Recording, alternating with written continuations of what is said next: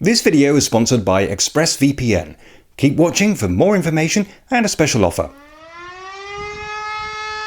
If you're in Germany on the second Thursday in September, you might notice some crazy things happening with sirens going off and scary warnings flashing up in public spaces. But don't worry, it's just a drill. If you notice stuff happening, that just means that the system is working. One of the most important functions of the state is to keep its citizens safe and therefore to warn its citizens of potential danger. In the second half of the 20th century, Germany was on the front line of the Cold War and so was particularly well organised about this. Back then, it was sirens. There were different signals for different types of danger, and if you heard one of them, you knew that you had to turn on a TV or a radio and tune into the local news. Two things have made this system less important. One is the end of the Cold War and the other is modern technology. Sirens are still used, but it's no longer the federal government that lays down the specifications for the exact signals used. That's now done locally. So the system is no longer uniform, but it is simplified. But the sirens are connected to a national system called Rewboss. This also sends signals to many other places as well, including TV and radio broadcasters, public transport operators, certain internet services, and so on. This means that in the event of an emergency, you can expect announcements all over the place, including digital advertising displays and on-board train announcements. There are apps which will relay these warnings. Nina, Katvan, and BVAP are available in app stores, and they all work in pretty much the same way. But sirens are still used because you can't have enough backups for something this important. After all, you might not have one of those apps, or your phone's battery might be dead. Although there is no longer a uniform nationwide system, the basic principle is that a constantly rising falling tone is the danger signal, like this.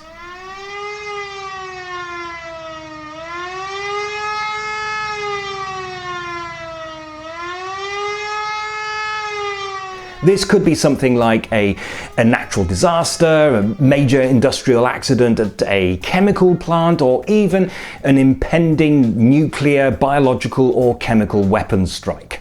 If you hear that signal, you need to go inside, close all the doors and windows, and check the local news. You can tune into local TV or radio stations or check their websites.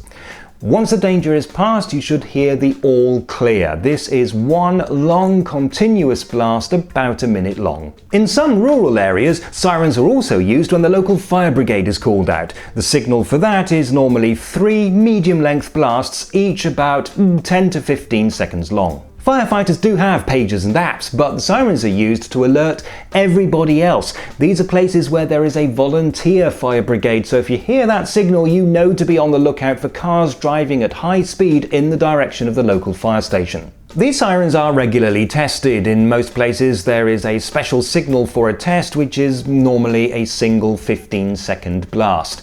But in some places, and my area is one of them, they occasionally conduct a full-scale test using the emergency alarm, which can be a bit scary if you're not expecting it. So the exact dates and times of these tests are published in advance in local media, or if you have one of the aforementioned apps, it ought to tell you that it is just a test. But starting this year, there is going to be an annual nationwide test of the entire system.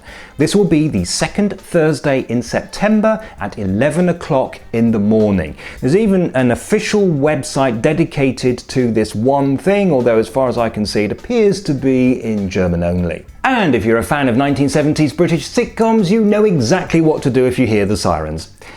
Don't panic! Don't panic! Don't panic! Don't panic! Don't panic! Don't panic! Are you in a different country and have tried to access a German website and for some reason can't? Guten Abend, liebe Zuschauer. Oh. Or you're in Germany and you've tried to access your home country's media, but... Good evening, ladies. Oh, damn it! This is where a reliable virtual private network like ExpressVPN can come in handy. As well as keeping your internet activities hidden from the prying eyes of your internet service provider, which is always a good thing, it can help to get around the dreaded geo-block. A very useful thing if you travel a lot or you're simply interested in some other culture and want to learn about it through their media instead of some idiot vlogger in a stupid shirt. Use this address or the link in the description to get 3 months free on your first 12-month subscription to ExpressVPN and watch German soap operas even if you're in Vancouver, if that is really what you want to do.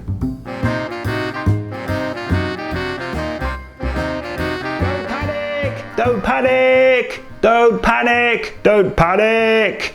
Don't panic! Don't panic! Don't panic! Don't panic! Don't panic! Don't panic! Right, that should do it.